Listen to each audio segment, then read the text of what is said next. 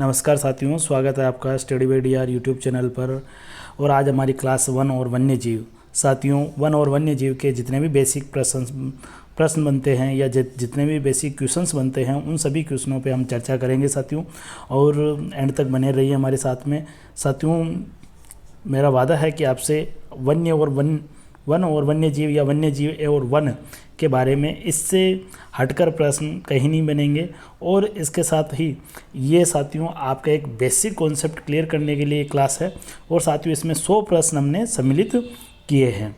साथियों, 100 one liner के साथ शुरू करते हैं। आज का पहला प्रश्न। साथियों, आजकल क्या हुआ कि हाल ही में हुई रीट भर्ती के अंतर्गत साथियों सब पेपरों में, चाहे वो हिंदी का हो, एसएस का हो, इंग्लिश का हो, साइंस का हो या लेवल फर्स्ट का हो, सब में साथियों जो जीके पूछा गया ऊपर से पूछा गया था। और जितने भी अभ्यर्थी हैं उन्होंने जोरों शोरों से खूब डीपली पढ़ के तैयारी की। जब ऊपर से पूछ लिया तो ऐसे प्रश्न लॉलीपॉप जैसे होते साथियों, छोड़े तो दुख होता है और करे तो माइनस हो जाता है। तो साथियों, ऐसी स्थिति में आप क्या करें?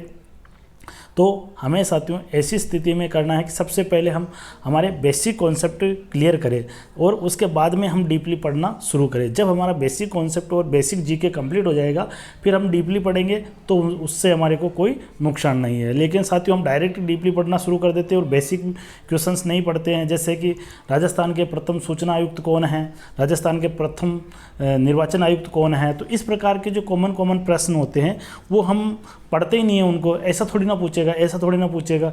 वो तो ये पूछेगा कि राज्य निर्वाचन आयोग का गठन कब हुआ, इसमें कितने सदस्य हैं, सदस्यों की क्या योग्यताएं चाहिए, कौन कौन सदस्य रहा। तो हम इतने डीपली चले जाते हैं। लेकिन एक्चुअली में ऐसा होता है कि वो ऊपर से ही प्रश्न पूछने लग गए। तो साथियों, ऐसे में आप बेसिक कॉन्सेप्ट के लिए हमारी क्लास देखें। अगर आपने हमारे चैनल को सब्सक्राइब नहीं किया है तो साथियों चैनल को सब्सक्राइब करें। शुरुआत करते हैं पहले प्रश्न से। पहला है, राजस्थान का राज्य पक्षी गोडावण है, राजस्थान का राज्य पशु चिंकारा है। साथियों, इसके साथ ही ऊंट को भी राज्य पशु का दर्जा है। फिर राजस्थान का राज्य वृक्ष खेजड़ी है।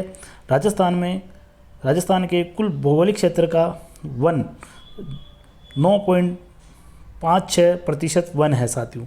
फिर इसके बाद में ये प्रश्न साथियों हाल ही में पूछा गया है। रीट भर्ती 2023 के अंतर्गत वन नीति कब घोषित की गई? तो फरवरी 2010 को घोषित की गई। खड़ीन क्या है साथियों? तो खड़ीन एक परंपरागत जल संग्रहण की विधि है जो कि जैसलमेर में अपनाई जाती है। और इसके अलावा साथियों खड़ीन को कृत्रिम जिलेबी कहते हैं। अब देखिए साथियों, ग्रीन मुनिया नामक चिड़िया कहाँ मिलती है? तो माउंट आबू में ये मिलती है। रूक बाइला का अर्थ वृक्ष मित्र है। सेम की समस्या साथियों, ये सेम की जो समस्या होती है, ये इंदिरा गांधी नहर के आसपास की जो भूमि है साथियों, अधिक पानी की वजह से वहाँ पर पानी ज़मीन में रिस जाता है और धीरे धीरे ऊपर लवण और जो अवशिष्ट पदार्थ है वो मृदा के ऊपर आ जाते हैं और मृदा की उर्वर क्षमता को नष्ट कर देते हैं। ये सेम समस्या कहलाती है। पारिस्थितिकी में परिवर्तन होता है। अमृता देवी ने किस वृक्ष को बचाने के लिए अपनी जान दी थी? खेजड़ी को बचाने के लिए।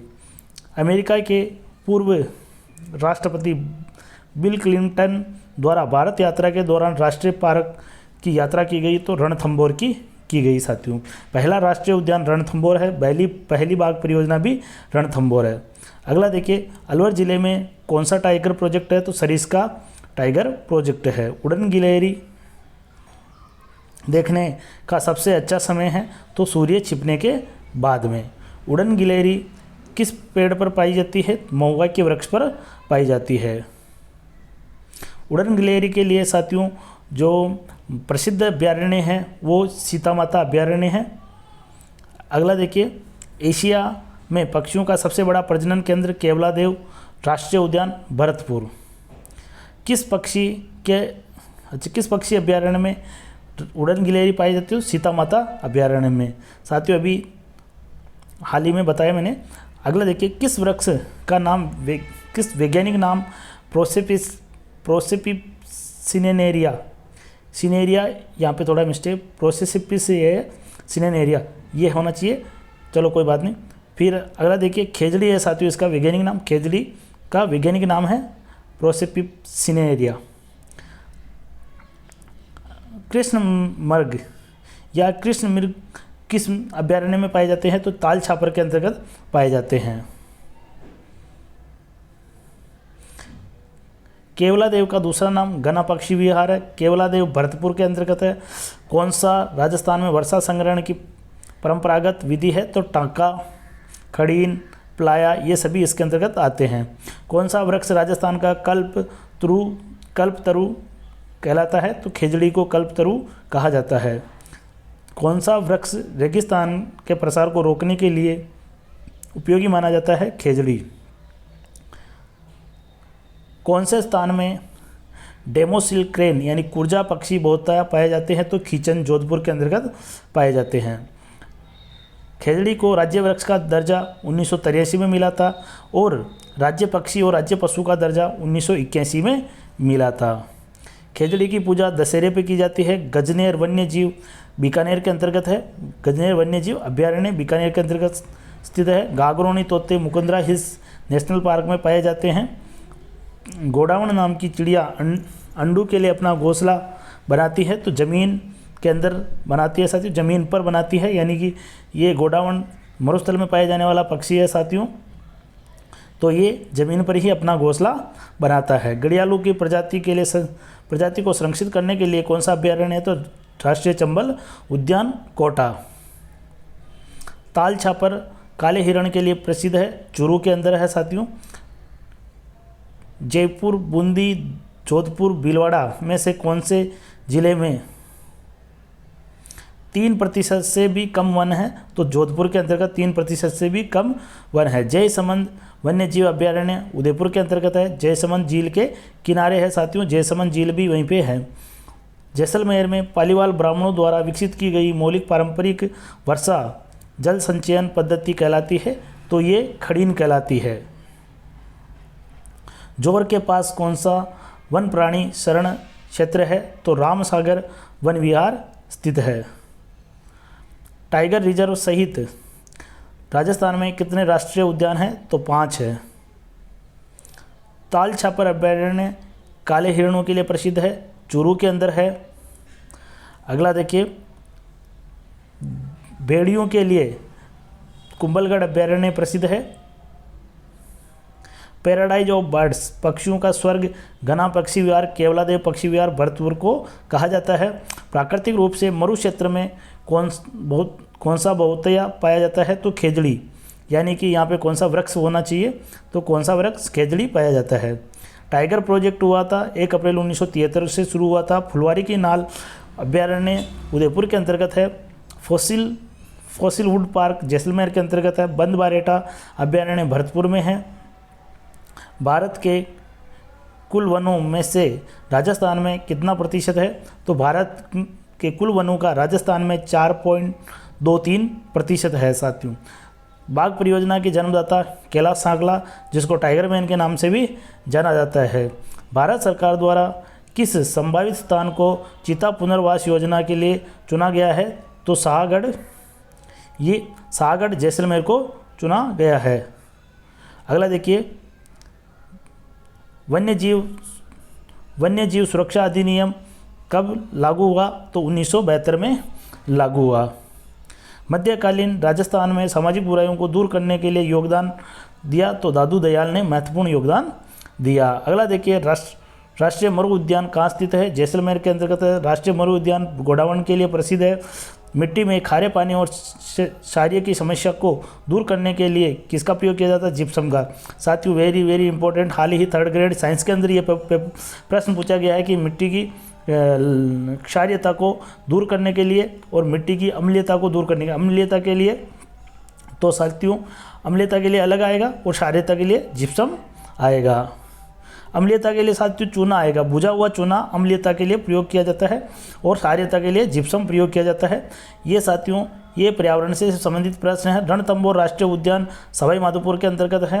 राजस्थान का राज्य पक्षी, राज्य वृक्ष और राज्य पशु क्रमशः है, तो राज्य पक्षी गोडावण है, राज्य वृक्ष खेजड़ी है और राज्य पशु चिंकारा है साथियों। राजस्थान का कुल वन क्षेत्र तो 32,488 वर्ग किलोमीटर है। राजस्थान का कौन सा हिस्सा बड़े पैमाने पर वन क्षेत्र से रहित है, तो पश्चिमी राजस्थान वन क्षेत्र से रहित है, जहाँ न्यूनतम वन क्षेत्र पाया जाता है।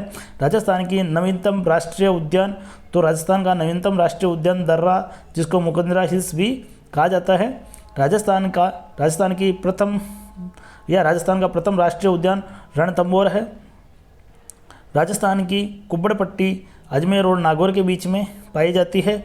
राजस्थान के अभ्यारण्य में जैसे फुलवारी की नाल, टाड़गढ़ रावली और केवलादेव, तीनों ही, फुलवारी की नाल उदयपुर में, टाड़गढ़ रावली अजमेर में और केवलादेवी ये करौली के अंतर्गत है। अगला देखिए साथियों, राजस्थान के किस अभ्यारण्य को पक्षियों का स्वर्ग कहा जाता है? ये वापस रिपीटेड हो गया, केवलादेव घना पक्षी विहार। राजस्थान के किस संरक्षित स्थान में मयूरी यानी मोरू का घनत्व सबसे अधिक है? तो ये सरिस्का अभ्यारण्य के अंतर्गत सबसे अधिक है। राजस्थान पर्यावरण नीति घोषित करने वाला राज्य देश का प्रथम राज्य है। राजस्थान में उड़न गिलहरियाँ सीता माता अभ्यारण्य में पाई जाती हैं। राजस्थान में कितने प्रतिशत वन है? 9.53% वन है। राजस्थान में कितने टाइगर रिजर्व है? राजस्थान में 2 टाइगर रिजर्व है, एक तो रणथंभौर, एक सरिस्का, और तीसरा और बन गया है साथियों, जिसका नाम रामगढ़ विषधारी अभ्यारण्य, रामगढ़ विषधारी, बूंदी के अंतर्गत तीसरा बन गया है रामगढ़ विषधारी अभ्यारण्य। अगला देखिए, राजस्थान में कितने राष्ट्रीय उद्यान हैं? तो 3 राष्ट्रीय उद्यान हैं। राजस्थान में किस जिले में जैविक पार्क है? तो नाहरगढ़ जयपुर के अंतर्गत जैविक पार्क है। राजस्थान में नई वन नीति 18 फरवरी 2010 को घोषित हुई। राजस्थान में प्रदूषण को नियंत्रित करने का काम करता है राजस्थान प्रदूषण नियंत्रण बोर्ड। बायोडीजल प्लांट उदयपुर जिले के अंतर्गत है। भालू किस क्षेत्र में पाए जाते हैं? तो माउंट आबू अभ्यारण्य के अंतर्गत भालू पाए जाते हैं। राजस्थान में वानिकी और जैव विविधता परियोजना किस देश की सहायता से शुरू की गई? जापान की सहायता से। राजस्थान में सबसे कम वन क्षेत्र वाला जिला चूरू है, सर्वाधिक उदयपुर है। राजस्थान वानिकी जैव विविधता परियोजना फेज 2 किस देश की सहायता? ये भी जापान की, एक ही बात है साथियों। अगला देखिए, राजस्थान सरकार ने तीसरे टाइगर रिजर्व की घोषणा की, तो तीसरा टाइगर रिजर्व मुकुंदरा हिल्स, और साथियों एक और है रामगढ़ विषधारी अभ्यारण्य, जिसको भी टाइगर रिजर्व की संज्ञा दी गई साथियों, और हाल ही में इसकी घोषणा की गई साथियों। अभी पूर्णतः इसको दर्जा नहीं मिला है साथियों, लेकिन घोषणा हो चुकी है। अगला देखिए, राज्य के किस जिले में सबसे अधिक संख्या में वन्य जीव है? तो उदयपुर के अंतर्गत वन्य जीव है। राजस्थान का सागवान रोहिड़ा को कहा जाता है, जो कि राज्य पुष्प है। राज्य पुष्प रोहिड़ा अधिकतर राजस्थान के पश्चिमी भाग में पाया जाता है। राज्य में ऐसा कौन सा वृक्ष है जिसे भारतीय धर्म ग्रंथों में शमी या स्थानीय भाषा में जाटी कहा जाता है? खेजड़ी को। अगला देखिए, रामगढ़ विषधारी अभ्यारण्य बूंदी जिले के अंतर्गत है। ये टाइगर रिजर्व घोषित हो चुका है। रामसागर वन विहार अभ्यारण्य किस जिले में स्थित है? तो धौलपुर के अंतर्गत स्थित है। टाड़गढ़ रावली किसके नाम से है? कर्नल टोड के नाम से है। राष्ट्रीय मरु उद्यान की स्थापना 1981 में की गई। राजस्थान रेगिस्तान क्षेत्र में पाए जाने वाली सबसे महत्वपूर्ण लुप्त प्राय प्रजाति गोडावण है। वह स्थान जहाँ पर राज्य पक्षी गोडावण पाया जाता है, सोकलिया, अजमेर, खीचन, जोधपुर। अगला है, वृक्ष यज्ञ कार्यक्रम किस परियोजना में क्रियान्वित किया जा रहा है? तो वानिकी विकास परियोजना। वृक्ष संरक्षण से संबंधित है सामाजिक वानिकी परियोजना। शुष्क वन अनुसंधान संस्थान कहाँ स्थित है? जोधपुर में। काजरी भी नाम है इसका, काजरी, और ये 1960 के दशक में इसकी स्थापना हुई थी। काजरी भी इसका नाम है साथियों, CAZRY, काजरी।